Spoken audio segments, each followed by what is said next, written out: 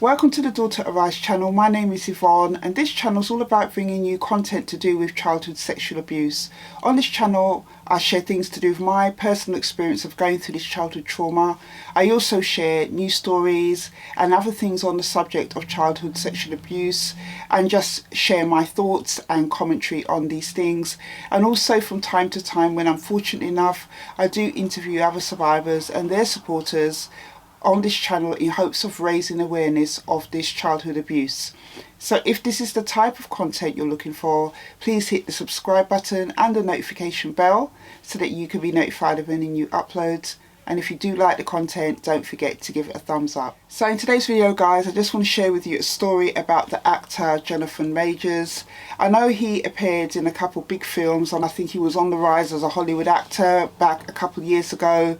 But what happened was he was in court on assault charges, I think against an ex-girlfriend at the time, and I think that kind of affected his career. I don't know that much about him. I do know recently he married actress Megan Good, and I think he's trying to get back into films now as well. But in this video today, I just want to talk to you about him sharing his experience of going through childhood sexual abuse. Jonathan Majors, he revealed that he experienced sexual abuse from both men and women from the age of 9 years old. Majors, who said his father left the family when he was 8, added, "From people who are supposed to look after you, in the absence of a father, I was effed up."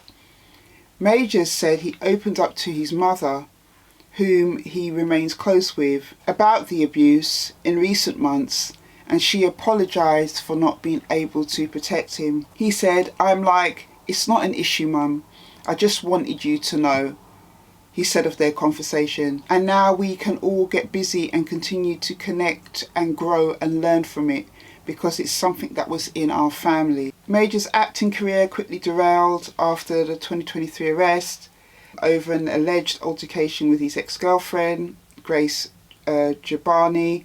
He was found guilty of 2 charges, misdemeanor in 3rd degree and recklessly causing physical injury, as well as harassment in the 2nd degree after his 2023 trial. My thoughts on this is that he highlighted something that's very important that I think that a lot of people overlook, and I think it's something that, you know, needs to be highlighted more. Intrafamilial sexual abuse happens a lot.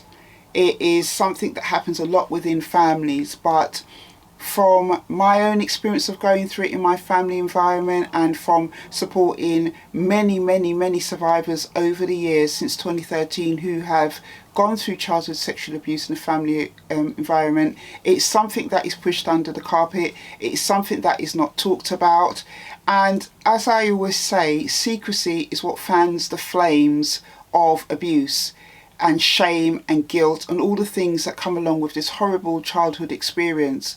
It is when we are able to open up about our experiences, to be able to, you know, open up to, you know, it doesn't necessarily have to be a family member, it could be going to therapy, speaking on a helpline to do with childhood sexual abuse. When we can first take those steps to open up, that is where the secrecy is lifted, that is where the shame is lifted, the guilt and all that stuff. It is a long process to some people to disclose, but being able to lift the lid off abuse in the family is something that is very heavy to do. It does take time, but it is something that totally should be done, because I think a lot of families keep this secret, and I have shared on other videos that they not only keep the secret, the person who's abused, they encourage them to keep the secret and put the onus on them to make sure that the family name or, you know, the incidents don't get outside the family, which is terribly unfair. You know, it should always be that the victim is supported, or if somebody is disclosing, that they're able to do that without having to face all this heavy burden. And, you know, the fact that he's taken this brave step to talk to his mum about it years after the event, you know, is something that should be recognised as courageous, because many people who go through this childhood sexual abuse don't ever disclose the sexual abuse within the family, especially if it's anything to do with aunts, uncles, fathers, mothers, brothers, sisters, because of the fear of being accused, not being believed, being, you know, accused of breaking up the family. So I think it's good that he was able to do that. And he did it at a point actually where he had gone through the work of going through therapy, being able to understand his experiences and then sharing with his mum.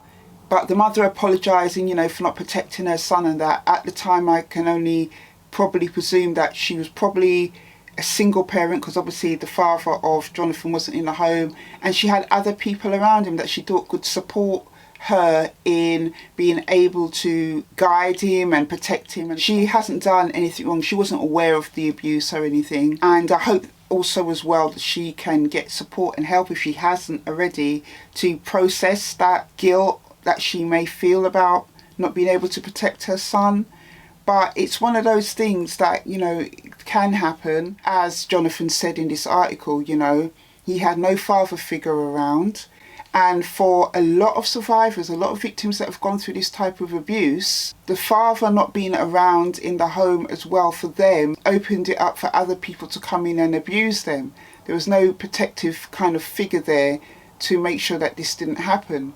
And, you know, obviously that's not like that for everybody, because fathers abuse, my father abused me. I think it's a very good thing that he was able to open up to his mum about it, and they were able to discuss what had gone on. You know, that is always going to be the first step of healing. I do honestly believe, you know, if families have support to be able to deal with a disclosure, because it is almost like a bomb being dropped on the family, really, when you find out that somebody in the family who's known, who's trusted, does this to a child in the family. It's almost like horrific for everybody involved, especially the survivor as well. And witnessing the fallout of that can be quite traumatic as well. But being able to have these conversations and be supported in having these conversations, I think would help a lot more families to be able to work through the pain and to become kind of reunified. You know, things obviously might change a bit, but, you know, not the complete breakdown of relationships, which we often see when a child discloses sexual abuse, or when they become older disclosing it and people turning against them, not speaking to them. So guys, that is it for this video. I just wanted to touch base with this story, and I will see you on the next one. Take care.